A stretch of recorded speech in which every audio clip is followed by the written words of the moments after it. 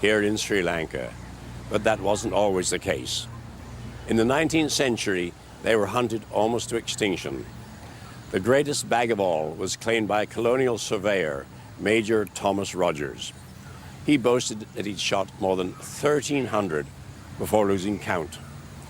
One day in 1845, an old Buddhist priest, sickened by the slaughter, pronounced this curse: "White Sahib, thine hour is drawing near. Thou shalt be consumed by the lightning of heaven before thou canst raise thine accursed weapon again." Terrified, the Major gave up hunting, but he couldn't contain his bloodlust for long. On the way to shoot one more elephant, he was struck by lightning and killed instantly. The priest's curse was even said to have blighted the Major's tomb. Over the years, it was the only one in the cemetery repeatedly struck by lightning. But do curses placed on buildings and things really work? Do they have the power to harm and even to kill? Generations of owners of Fyvie Castle in Scotland believe that they do. In the 13th century, they lived in fear of a prophet of doom called Tamas the Rhymer. He travelled the country casting curses on houses and families. For a year before his arrival, Fyvie's gates were left open in a misplaced gesture of welcome. He arrived on the lawns outside the castle, and as soon as he got there, a tremendous storm blew up. The trees began to sort of bend, the boughs creaked, twigs snapped, but Tamas was in the very centre of the storm, and not one breath of wind caught his hair or a whisker of his beard was moved. And then as the wind was howling round the turrets of Fyvie, the great gate went slam in his face. And so angry was he by this ill reception that he placed the curse on the house. To lift his curse, Thomas decreed that 3 stones must be collected together and thrown off the property. One lay under water, and the other 2 in the castle itself. The stones were said to weep, but only one has ever been found and is carefully preserved in a bowl. The curse is, in a sense, unbreakable, and Thomas himself said of the 3 stones, one is in the oldest tower, unidentified, one is in my lady's bower, which used to be in the 18th century and the 17th century, the room above here, and then for the last 100 years or more, the stone has actually resided in this room, the charter room, and here it is next to me. And the 3rd stone is in the bottom of the River Eitham, which is a boulder-strewn riverbed. And as Thomas says, it is impossible to get. We can't find it. So they can never be brought together and thrown off the property. And the interpretation is difficult, and the popular belief is that the eldest son of the family will not inherit.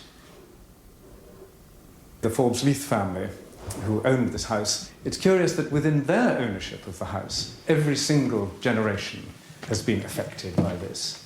Lord Leith, he had 2 children, a son and a daughter, and the son died of enteric fever in the Boer War in 1900, so that the daughter inherited. And she had 2 sons, and the eldest one, Arthur Forbes-Leith, was claimed in 1914 in the First War, so that the second son inherited. And that second son, Sir Ian, had 2 sons, of which the eldest died in the Malayan campaign in 1949. The owner of Fyvie is the one who is supposed to be under this curse. But the house is no longer owned by a single life. It's in fact owned by a National Trust for Scotland. And therefore, there is no elder son or any such thing. So one wonders whether this has finally, in fact, turned the tables on Tamas himself.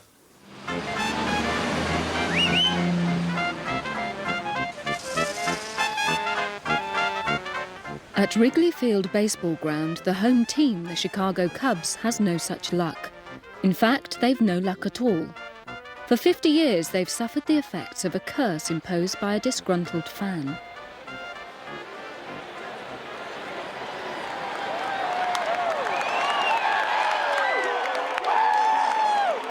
The Cubs have consistently failed to get to the final of the World Series. In Major League Baseball, there's no worse fate. The curse began in 1945 during the World Series between the Cubs and the Detroit Tigers. William Billy Goat Cianis, a tavern owner in Chicago, had a mascot goat, and he bought tickets for both himself and the goat to attend the World Series. Once he got to the ballpark, the ushers would not let in this so-called smelly goat and offend the sensibilities of the well-heeled fans.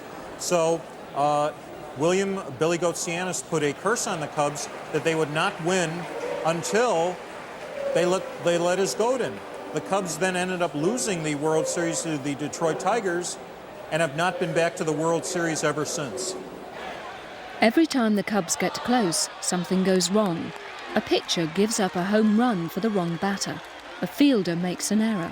Once, the entire pitching staff got injured at the same time. Well, every time a player come on the field, he want to give his best. He want to give 100%. But I think deep down within their mind, they know that not winning a World Series, not playing good baseball here at times, it's because of the GOAT. Well, the odds on a team like the Cubs somehow avoiding a World Series for the better part of 50 years are just astronomical. No Las Vegas odds maker would post them. I did talk to one of the top odds makers in Las Vegas 2 years ago, and he said the odds are 1,000,000 to 1.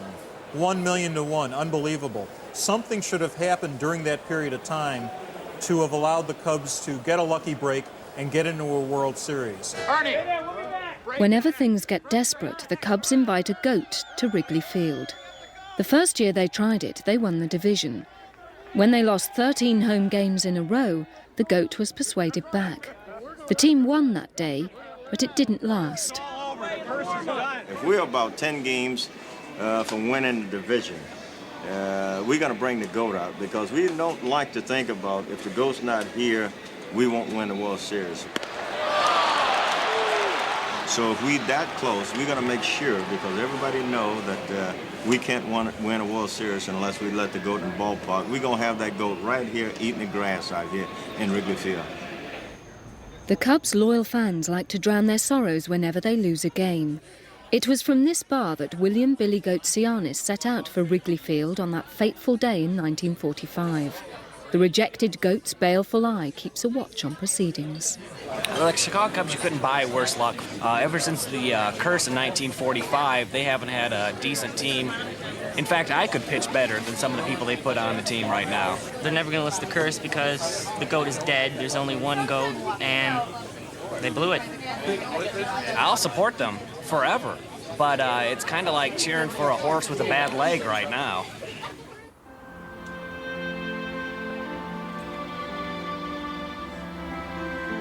There is no more glorious landscape in northern England than these rolling acres.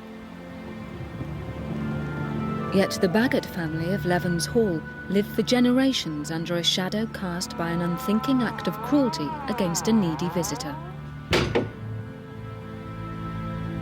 A lady who was destitute came to the front door of the house and she begged for food, and she was told that people of her station should go round to the back door where she would be fed.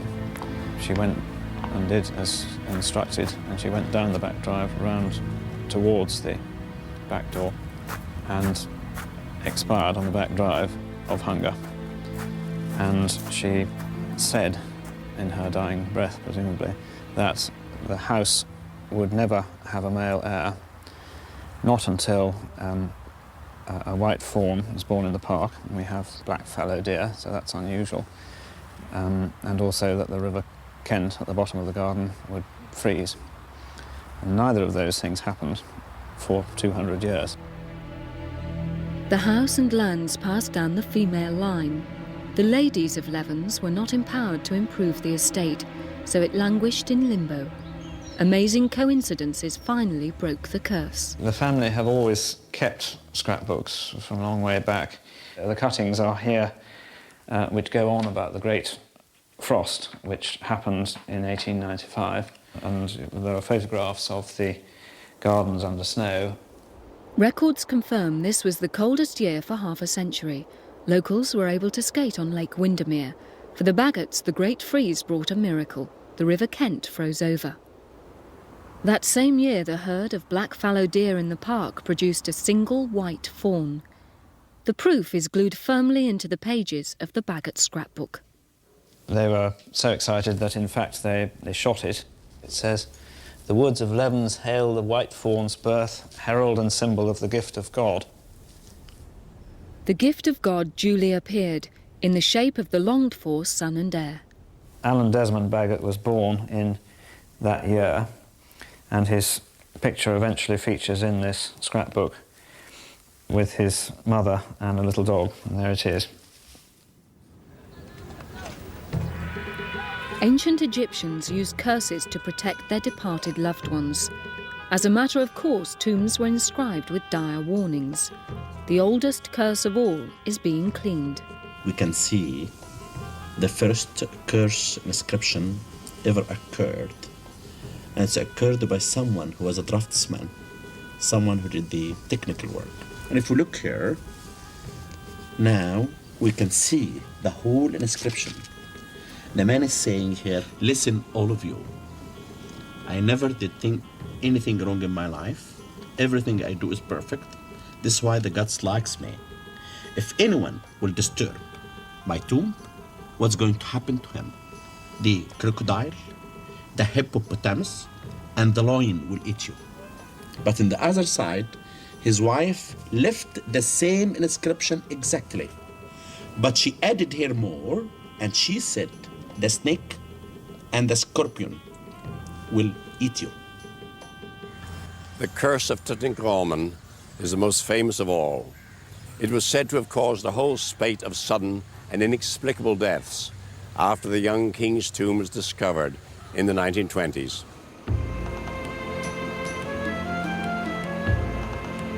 He was once a very popular king and beloved of his subjects. At this theme park near Cairo, tourists can do ancient Egypt in one day.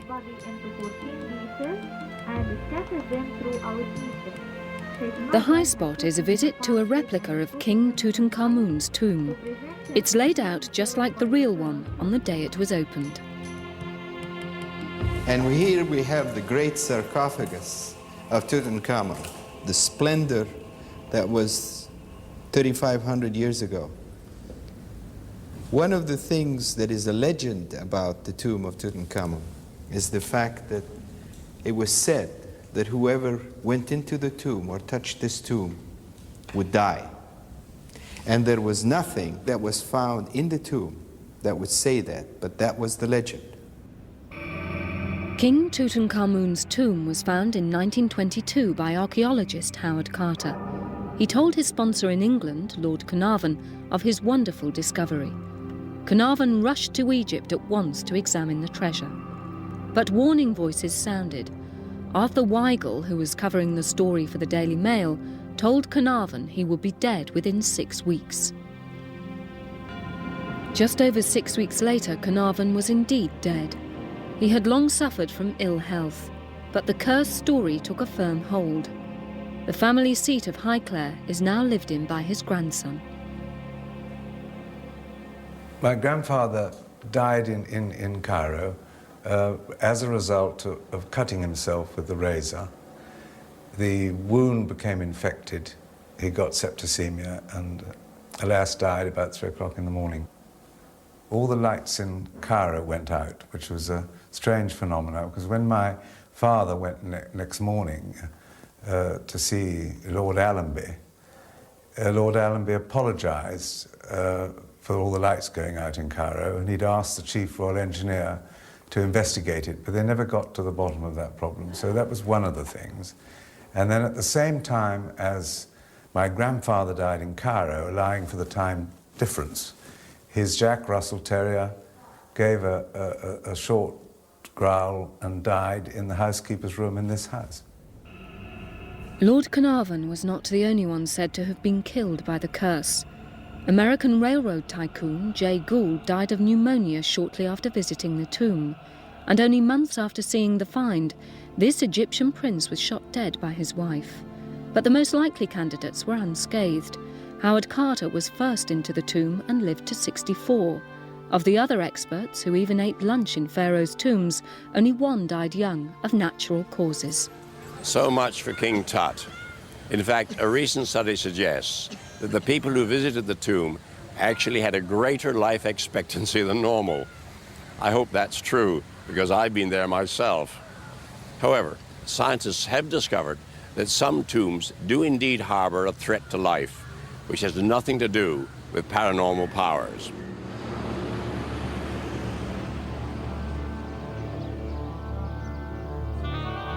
Dr. Nasri Iskander is curator of mummies at the Egyptian Museum in Cairo.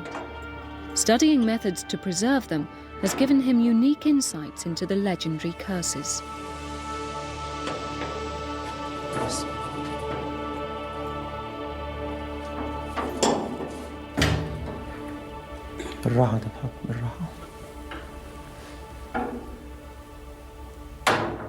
I myself, when I enter any tomb, I prefer to wait for some time outside the tomb after just opening the door slowly.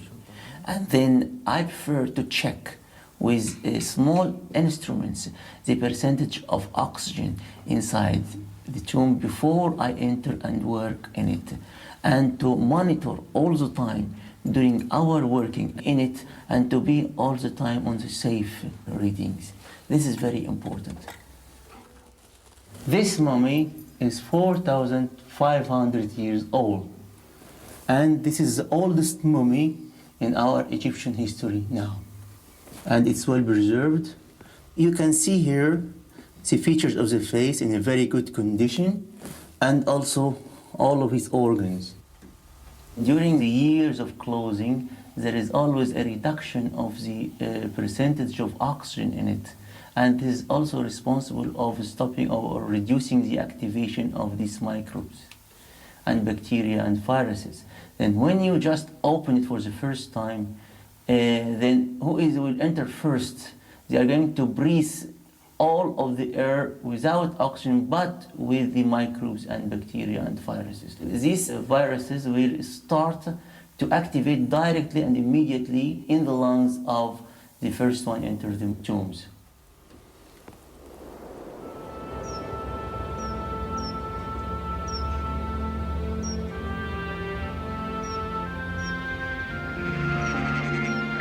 The picture postcard English village of Tichborne kept a curse at bay for 600 years. But one slip-up cost the lords of the manor their original mansion and also their family name. The curse has blighted the Tichborne family because one of their ancestors was cruel to his dying wife.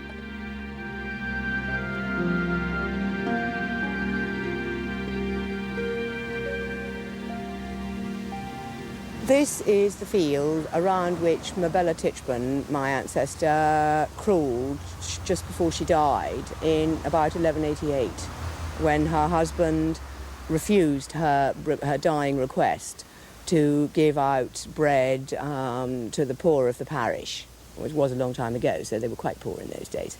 And he said that he would give the produce off as much land as she could crawl round while a burning torch still glowed in her hand. So she got up off her deathbed and crawled round this, I think, 23 acres. And then, I suppose, the torch went out and she died. She said that she wished the bread off the land to be given to the people every year in her memory on Lady Day, the 25th of March, the day she died, and that this must go on if there was ever a break and the Tichbornes stopped giving out this bread. She laid a curse on the family. She said that there would be a generation of 7 sons followed by 7 daughters. The house would fall down and the name would die out. In 1794, one reckless Tichborne stopped the dole for a year. Since then, his descendants have done their best to repair the damage by faithfully performing the ceremony. During the Second World War, anonymous friends kept the dole going by donating their flower coupons. The head of the family was so relieved that he wrote to the Times to thank them, but it was all to no avail. I think you do have to believe in the curse in the face of the evidence that's been presented even over all these years. The house did fall down, there were 7 sons, there were 7 daughters, and there are now no heirs. In New England, the dark deeds ascribed to the witches of Salem are now history. But behind the town's cheerful facade, an ancient evil may still weave a sinister spell. This man believes it nearly cost him his life. Here lies the remains of George Corwin, Esquire, born in England AD 1610, died in Salem, AD 1665. Other descendants of the Corwin family are buried here, including George Corwin Jr., who was the old sheriff of Essex County during witch times, the fellow that caused me all my problems here in Salem as well, many years later. Rob Cahill was proud to be elected Sheriff of Essex County. He headed a team of dedicated lawmen until he was forced from office by a mysterious disease. While I was in the hospital, I had a long time to think, and I, of course, thought about where on earth could this terrible disease have come from, why me? Even the doctors didn't know what it was, and so I did think of certainly a curse, and a curse that could very well have gone back to the original curse of Sheriff George Corwin. During the trials in 1692, many innocent people were done to death. One victim was Giles Corey. For defending his wife from the witch hunt, he himself was accused. Sheriff Corwin personally imposed the cruelest punishment. Corey was pressed to death beneath enormous rocks. At one point, his tongue came out of his mouth, and the cruel sheriff of Essex County, George Corwin, took his cane and poked the tongue back in again. And these are from eyewitnesses who were at the scene. Finally, as he was dying under the pressure of the rocks, Giles Corey spit out a curse. And he cursed the sheriff himself. And he said, "I curse Salem, and I curse you, Sheriff Corwin." And he died. Sheriff Corwin got his just deserts. Shortly after the curse was laid, he died an early death. The disease that killed him has plagued his successors ever since. The sheriff before me really died of a blood disease. The sheriff before him, his father, died of a heart attack in office. The sheriff before him died of a heart attack, not in office, but shortly thereafter. There's something to the curse, and nobody knows that any better than I do. I survived, which I think is terrific, but I went through a lot of hell and still do when I was at death's door. One of the valves in my heart is replaced every 10 years with a pig's valve. The present sheriff, he looks kind of askance at me. We joke about the curse sometimes, but it was very real to me. Rob's wife Sandy is glad that his time as Sheriff of Essex County is now over. I strongly believe in the curse. I've seen it happen. I don't want it to happen again. If one of my family were to even think about running for the office of Sheriff of Essex County, I would do everything in my power to convince them not to run. Even a friend of mine, especially family members. I believe that strongly in the curse. I'm usually not very superstitious, but I've gone through a lot of hell and a lot of sickness. And there's no explanation to this sickness. I would not want to see any member of my family or any good friend of mine go through what I went through. And I would just say, no, don't run. Stay away from it. Much as I enjoy these spooky tales, they don't really bear serious investigation. Proclaiming that there's a curse on a tomb to keep robbers away might seem a good idea, though it certainly didn't work for most of the pharaohs. I suspect that coincidence and imaginative revision of the facts by later storytellers accounts for the other cases. But if you ever do find yourself in a place with a curse on it, don't hang around.